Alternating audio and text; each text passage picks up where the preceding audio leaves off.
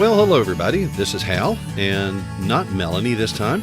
I want to welcome you to another episode of Making Biblical Family Life Practical.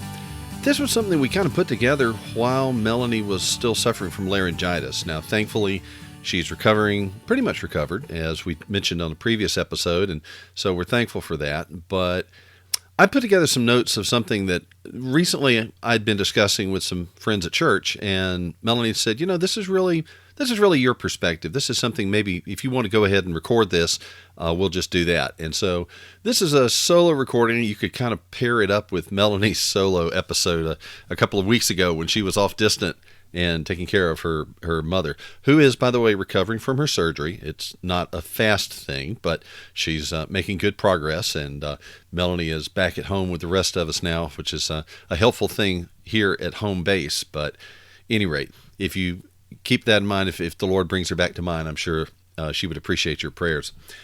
So anyway, I was sitting at church a couple of weeks ago, and just a word, our church has got a few distinctives. One of them is that we have lunch at church every single Sunday. It's something that we've just done because we figure that it kind of helps build the life of the body, that it's something where the families are spending time together, not sitting in the pew listening to sermons or singing hymns, but just interacting together. And I think it really does build a good family relationship within the church body. So at any rate, we're sitting around at lunch on Sunday. I'm sitting with 3 or 4 of my dad friends, We're all fathers. We all got fairly large families. And the conversation, somewhere along the line, we got to talking about things that our kids have done that just left us shaking our head. And the kind of thing. If you've got kids, particularly if your kids are out of diapers and are self-mobile and have reasonable levels of curiosity, we've all experienced this. There was a cartoon in the old Calvin and Hobbes series that I have always treasured. Calvin is in the living room by himself, and he's driving nails into the top of the coffee table. And his mother comes in and just loses it, and she says, "What in the world are you doing?" And he looks up and blinks, and it's like the little thought bubble over his head is a little pop kind of thing. And he looks at her and says, "Is this a trick question or what?" We've all encountered that with our kids. You think, why did you think that was a good idea to start writing on the wall in the hallway? Or did it ever occur to you that what you just did was not going to turn out in any way as something good? Is there any positive outcome that you can imagine for what you were just trying to do? And you see that same blank expression like, "No, I guess you're right." Whoa, wow. And so the conversation was, we're laughing about these things. And one of the fathers said, I just wonder, do we just need to teach our kids to think? And he didn't mean, the critical thinking skills and the Socratic logic and this kind of, he was talking about just being aware, just having a little bit of forethought, just having a second of evaluation. Is this a good idea or not? Do we really need to teach them that? Because obviously our kids naturally don't seem to exhibit this, at least not at younger ages. And so I thought it was a good question and put a little bit of thought into it. We had some more discussion, but really truly that is a pretty common thing, isn't it? That people are, we have this wonderful gift of intellect that God has given us. I mean, humanity is just incredibly blessed. The exceptionalism of humanity, I think, is a wonderful thing. And yet at the same time, with all of our intellectual gifts and our reasoning ability, how often do we just kind of stumble through life and don't think? We don't reflect. We don't anticipate sometimes. And things continually happen that we say, "Oh, that was stupid." But why couldn't we avoid these problems? Why couldn't we have at least said, "You know what? Rather than stepping over that, maybe I should pick it up." That kind of logic. And it's not just our kids. Our kids are just kind of ourselves writ large. Have you ever felt that way? I remember with our first child, so often when he was a baby, and I was thinking, you know what? I know exactly how he feels, and I have learned not to squall and kick my feet and to fuss like that, but I know precisely what he's feeling, and I just express it differently. He doesn't have a filter. He hasn't been trained. He can't hide it. Well, at the same time, sometimes our kids are just exhibiting their mom's or their dad's thoughtlessness, stupidness, inattentiveness, however you want to describe it. And when I say thoughtless, I don't mean the word often thoughtless. We think a person who's so self-centered that they have no perception of another person's cares and they're just awful people. And I don't mean that. I mean the lack of thinking, the thoughtlessness that doesn't, is not aware of the surroundings or the situation and stumbles into things. That's a common thing. So, is this something that we need to teach? Well, I think that just experience in nature would suggest that it's something that ought to be taught. Now, whether we have to, whether it's something that they can stumble along and bang into things often enough that maybe the light will begin to dawn. But then, the nice thing about parenting and discipleship and teaching is that you can shortcut that developmental process. You don't have to say, go out and invent the wheel yourself. No, let me show you. This is a wheel. Now, what can we do with a wheel? Well, by the same token, maybe eventually they'll have enough hard knocks that they'll learn some sense, if you will. But why not share wisdom with them when they're young so they can build on wisdom rather than having to reinvent all of this along the way? So, yeah, I would make the case that it's a good thing to think about with your kids, not just for their own good, but for your own peace of mind. There was a cartoon that I see online sometimes that I won't mention the name because, frankly, some of the language is regrettable. The humor is fun, but occasionally there's some language issues, and I just don't want to promote that or offend anyone. But they have a cartoon. It's like a one panel where the child is sent to look for something, and the child walks into a room which is basically an empty box. There's nothing, literally nothing in this cube except like a playground ball, a big green ball in the middle of the room. Nothing else. No carpet, no windows, no furniture. Nothing is in the room except this green ball in the center. And the child walks in and stares around the room about 12 inches above the surface of the top of this ball and says, "I don't see it. It's not here. There's nothing here." And I read that and I just shake my head saying, yes, that is our experience. We send a child to get something. We say, "I want you to get me pick something."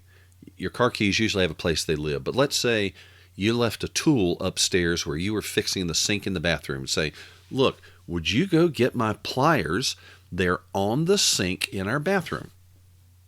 And they trot off. And then they come back an unconscionably long time later. They come back an incredibly long time afterwards with their hands empty. And they say, "It's not there. I couldn't find it. I didn't see it at all." What do you do in that situation? Well, we'll talk about that. We'll come back to that because that's a common thing. And good and well it's there. And when you walk upstairs, it is exactly there. And you think, did this child even go into the same bathroom that I was describing? Well, maybe they didn't. Maybe they got lost along the way. That happens. But at any rate, well, let's save that for a little bit. Now, there are some things. Everything, comes back to biblical examples. And I think that we do need to be thoughtful. We do need to reflect on things. The Apostle Paul said in the second letter to the Corinthians, you should examine yourselves as to whether you're in the faith. Test yourselves. The Greek philosophers said that the unexamined life is not worth living. I disagree. Life is a gift from God, and it's worth living whether you examine it or not. But Paul says right here, we should examine ourselves. And in all four of the Gospels, now that should be like a highlighter stroke right there. Something appears and is recorded in Matthew, Mark, Luke, and John, all four of them, that must mean something significant.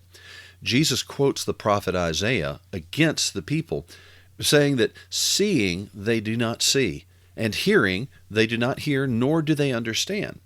That same passage shows up in the book of Acts. It shows up in the letter to the Romans. Jesus is talking about spiritual blindness, okay? He's talking about people that you can give them the truth of God and it just bounces off their heads because their hearts are darkened. It says in Romans that their foolish hearts are darkened and they don't even hear it. It's spiritually discerned and the natural man cannot receive it. But, there's a physical blindness. There's a blindness in the tangible world as well as the spiritual. Gosh, here's one that gets after me. This one that really bugs me. You send the kids up to clean their room, and what do when they start cleaning the room? Mine seem to invariably go to the farthest corner from the door.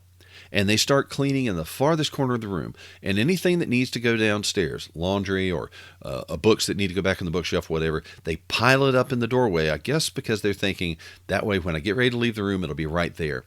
What happens is if they don't finish, you end up with a very clean corner 15 feet away from the door, and yet there is a mountain, a huge speed bump of everything in the world right in the doorway that you have to step over to even get in there to go to bed. Why? Okay, that's an example of this kind of thing. Another one that we see sometimes is we send a child out to put something in our van. Okay, we travel a lot. We have a trailer that we pull for a lot of things, but there's other stuff that needs to go into the van. And we'll say, hey, would you go put this in the van for me so we don't forget it on the way to church or whatever it is. And when I come out to the van, where do I find it? I find it sitting in the driver's seat. Or in the one space where we always set the briefcase with the computer in it, that's like a reserved space.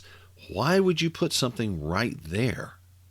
It's not like you've never been in the van with us. It's not like you've never seen somebody drive a vehicle. What in your mind made you think, I know, I'll put it right there in the driver's seat? Well, okay, so is this striking a chord with you? Are you feeling it? Okay, this is a real thing, and we have wonderful kids. We have grown adult sons right now, and 3 kids still at home. But we love our kids. We're proud of our kids. They are smart. There's all I can brag about them for an hour, but the fact is they're real. They're human beings, just like mom and dad. Unfortunately, they inherit not just our hair and our eye color. They also inherit some of our quirks and some of our failings. And that's part of how God helps us to grow in grace as we help our children navigate the same issues that we have trouble with ourselves. Isn't that something that's just like sanctifying all over, right? So how are we going to deal with these kind of things? If we're going to teach our kids to be more thoughtful, more careful, more considered in their actions and their thoughts and whatnot, how are we going to approach that? Well, let's talk about that after the break. But I want to say right here, we are pleased and we are proud to have sponsorship from a really special movie that's coming out this Thanksgiving. So I want to encourage you. Let's hear from our sponsor, and then we'll be right back. Hello, neighbor. This Thanksgiving, It's a beautiful day in this neighborhood, a beautiful day for a neighbor. Please won't you be my neighbor?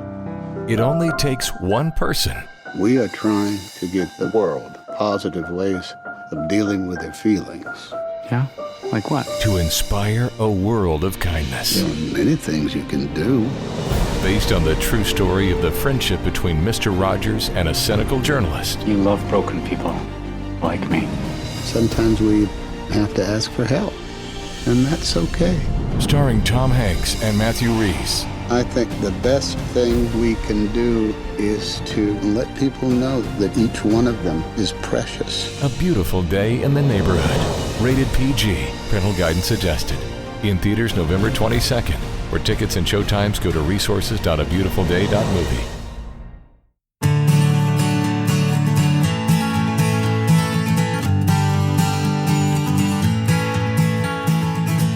Okay, welcome back, and thank you for joining us. This is Making Biblical Family Life Practical. I'm Hal Young, and my beautiful wife Melanie is not with me on this episode, but I'm talking off the top of my own experience and head and the rest of that, so glad you're sticking with me.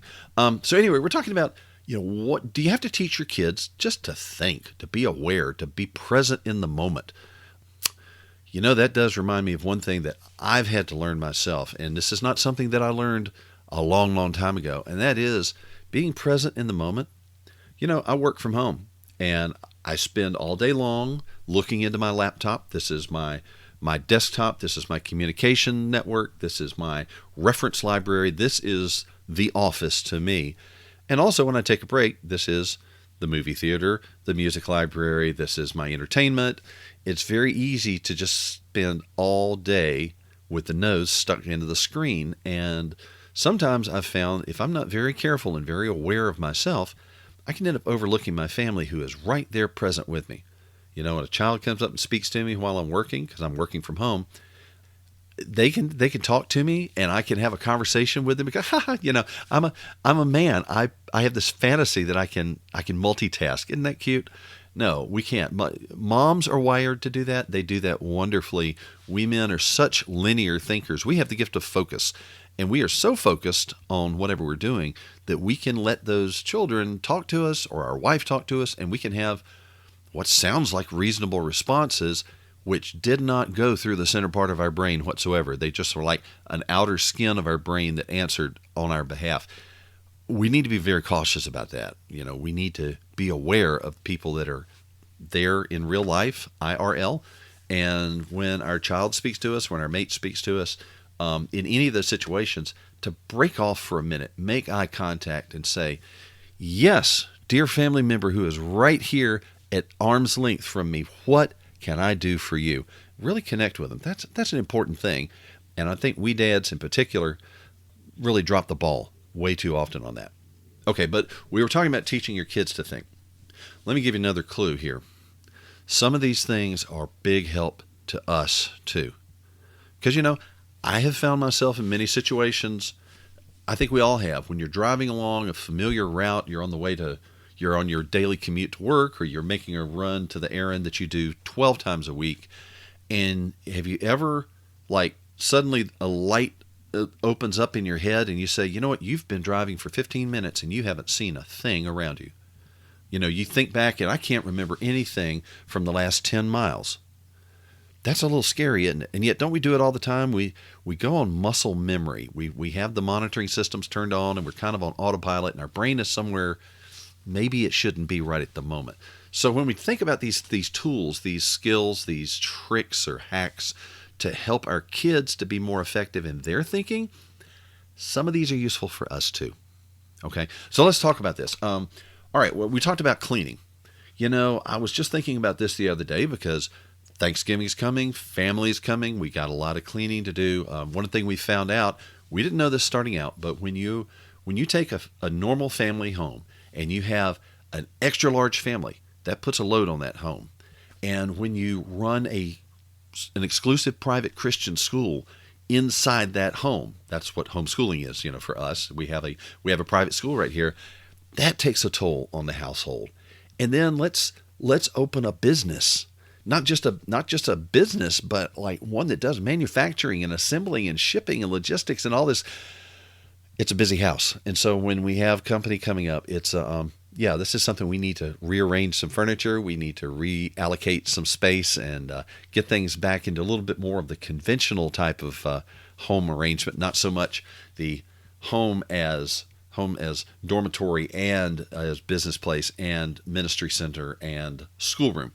Okay. So we're looking at this cleaning, and we have this tendency. Our kids do it. We guys do it. We say, the wife looks at us up from her bed of sickness when she's got the flu, and she said, "Could you just clean the kitchen?" I say, "Sure, dear. I'm going to serve you." And you run down to clean the kitchen, and what gets our attention sometimes is not the sink full of dirty dishes.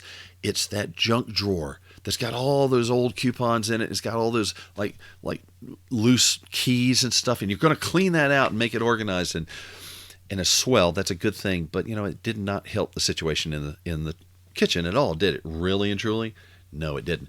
Well, I learned a tool back when I was working in industry called Pareto analysis. Now, Pareto was an Italian, I can't recall if he was an economist or an industrial engineer, somebody in that area. But at any rate, the basic tool. Now, if you're doing this in a manufacturing environment, there's mathematical tools and there's formulas and there's a whole, you can do this whole technical thing. But the principle is very simple. And that is, if you've got 5 things that need attention, they may be 5 things that are causing a problem or 5 potential causes or just 5 things that need to be done.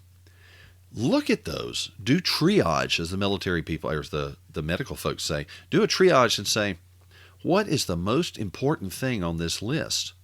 Or what is going to have the biggest impact first? So, like, you walk into your children's room, and the room is a mess. But you notice that the first thing you see coming in is it looks like the chest of drawers has exploded into the floor. And the floor is full of laundry mixed. It's clean, it's dirty, it's folded, it's unfolded. And that seems to be like half of the mess. Now, yeah, there's too many books on the bedside table, or somebody left a glass and a plate over there next to their lamp or something. You see other things that need attention. But think, if I have 10 minutes, if I have a half hour, what's going to make the biggest difference? We're going to rank them that way. That's what a Pareto analysis does. And so you might say, okay, the thing's going to make the biggest difference here is get all these clothes sorted, send them to the washer, put them in the drawer, wherever they go, but get them out of the floor. That will make a big difference right away. And teach them to look for the thing with the biggest impact and to address that first, okay? So that's one thing you can do. Here's another thing too. Sometimes we just need help breaking down a task. And I saw this a lot when I was working as an engineer, when there was a problem out on the manufacturing line, and the operators and supervisors would sometimes sort of panic, and they would go and start changing controls on the machine just like willy-nilly, thinking maybe I'll hit it lucky, maybe I'll hit it right. But really, if you look at a big task and say, I need to do one thing first, let me just focus on getting one thing and getting it done right, and then I'll go to the next thing. So you may need to do that with your kids, to say, look, I know you need to clean your room. All right, let's get the clothes up first. All right, when you're done with the clothes, then let's get all the books back on the shelves. And when you're done with the books, then let's take these dishes back downstairs where they belong. And just give them a bit by bit, piecewise type of thing that they can do. Help them organize a task, okay? That's an important thing. Another thing too, I remember reading a book when I was in high school. I think the title was Brass Pounder, if I'm not mistaken. That's an old term for a railroad telegraph operator. Okay, back in the days before telephones, the railroads depended on telegraph operators every few miles down the line. They had little stations out in the country where nobody ever stopped there, but they needed a telegraph operator there to pass messages to trains as they passed by, or to set signals. So this young man got a job working as a telegraph operator, and he sent a message up to his boss that, one of the signal lamps is out. I need to get some green lenses for these indicators. So the crate came, he pries the top off, digs through the Excelsior, and he pulls out these blue lenses. They're blue. They're clearly blue. They're not green at all. And he thought, okay, I need to send these back. But then previous experience told him, wait a minute, don't respond quite yet. So he got one of the lanterns that he was going to be replacing, put this blue lens in the lantern, lit the wick on the inside, and you know what? That yellow kerosene flame behind a blue lens gave a nice green aspect to that lantern. He tried it before he complained. That's an important lesson to get to your kids, to say, if I give you a job to do and you walk in the room and say, oh, that's too hard, and you don't even try it, give it a try first, because you may be surprised. Your limited experience may be tricking you out. That's a good thing to teach our kids. Here's another thing that's helpful. Teach them some troubleshooting skills. Now, what do I mean like that?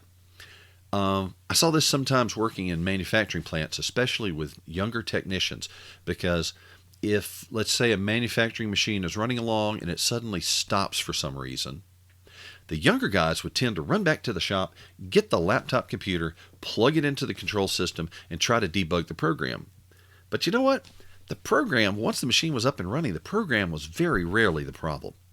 What was usually the problem is you lost power somewhere, you blew a fuse, a relay didn't open or didn't close properly. There's something out there, and the older technicians would go out and they would start at the beginning. Okay, before this machine runs, there has to be power. Is there power?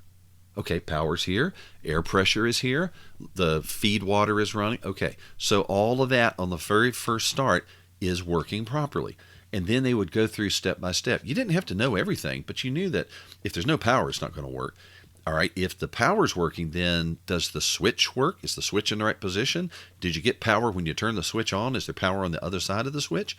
And you could step through bit by bit like that without knowing everything in the system. Because oftentimes it is something as simple as the breaker has tripped, or there's something jamming it so it won't move, or maybe, here's a good example, you send your child to go look for something. Hey, I left my glasses on the bedside table. Would you go upstairs and get them for me? And they go upstairs and they're not on the bedside table, and they come back down.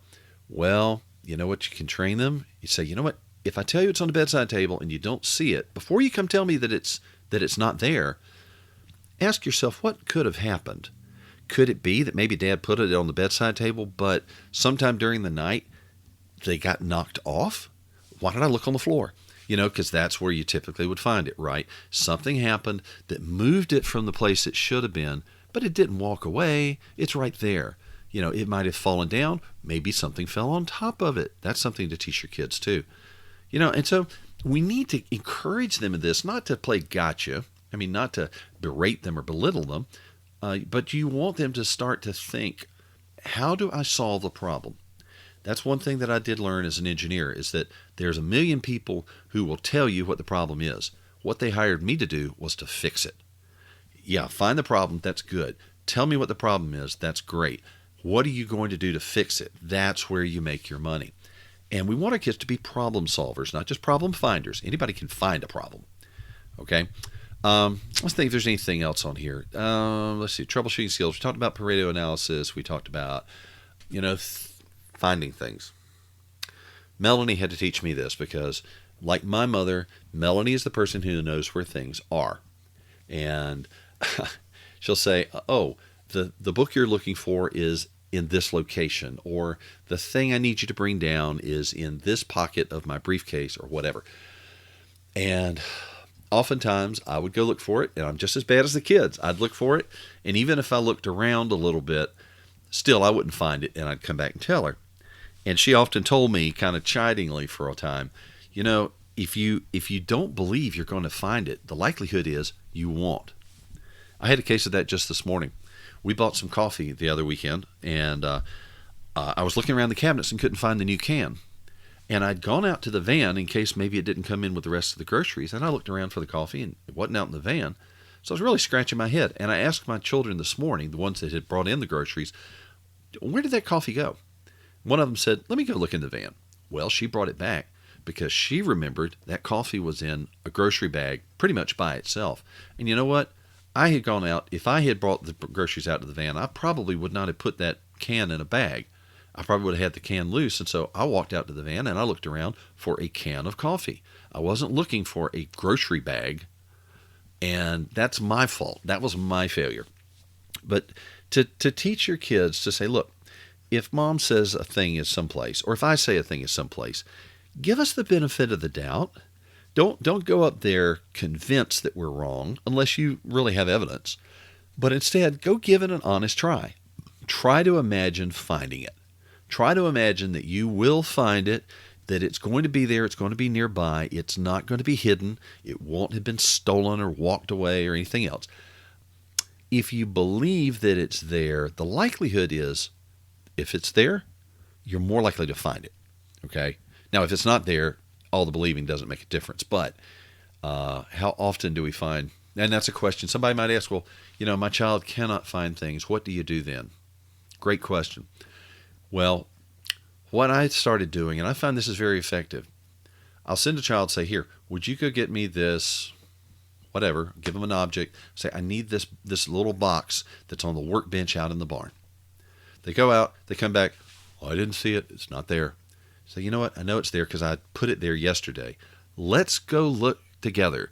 And then I take them with me, and we walk out there together, and I'll walk into the barn, and I look at the workbench, and I say, oh, what is this? This is a little box. It's right there, you see, to the right of the window, like I told you. There it is. Is that a little bit, is that teasing them a bit? Yeah, it is, because I do want them to think and to succeed at this, not to just, stumble around and find the nearest excuse and hit the silk and jump out. I want them to figure out where their problem is and be the person who has the solutions. So yeah, walking them through, and that, this is your opportunity to talk them through, to say, I remember putting it here. That's why I sent you here. But you know what? What could have happened? Could it have been knocked off? Might it have fallen into a different container? Let's walk through this a little bit, do a little bit of detective work, and find what happened to that small box. And that is a way to teach them. You know what? That's how Jesus trained the disciples. Think about that. When Jesus discipled his disciples, he didn't give them a textbook and give them pop quizzes on Friday. What he did is he gathered them around. He did his business and explained it to them. He would preach and he'd teach the crowds, and he'd turn and say, "Do you understand this?" And he would explain the parables to them. Or they'd ask him questions and he'd answer. And then after a time, he started saying, "Okay, now you go out and do it. And when you come back, we'll talk about it." And so he sent them out preaching and healing the sick and all. And when they came back, he said, "All right, what did you see? What was your experience?" And they talked it through. And then he said, "Okay, now go and do likewise. You now go and do this." Okay?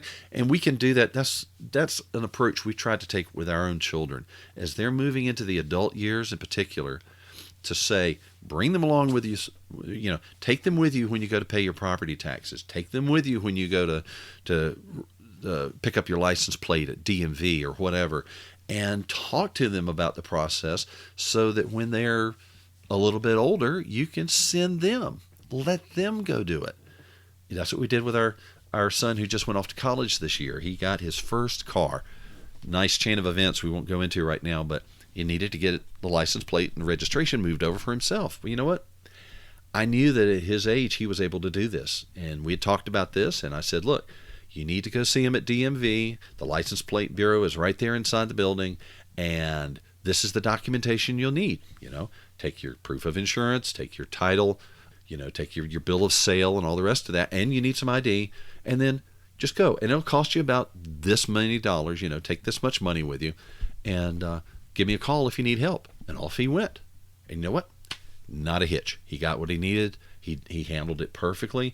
That is what we want our kids to do. That's what we want our kids to be, capable adults when they reach adulthood, and I don't mean 35. Okay? So we got to be training them. And you know what? If it's a hallmark of an adult that he has a little bit of common sense, a little bit of thought to what's going around him, a little bit of awareness of the situation he finds himself in, then that's what we got to train our kids to do, to be aware, to think things through, to solve problems, to trust that there is a solution and they are capable of finding it. That's what we want for our kids. So I hope that's helpful. I mean, I think we all have had this experience and probably have experienced it ourselves, find ourselves doing dumb things, but there's a way. There's a way to get better at this, and I hope that that's encouraging to you. Okay? Look, I do appreciate you joining me here for this episode as we talk about biblical principles in family life. And you know what?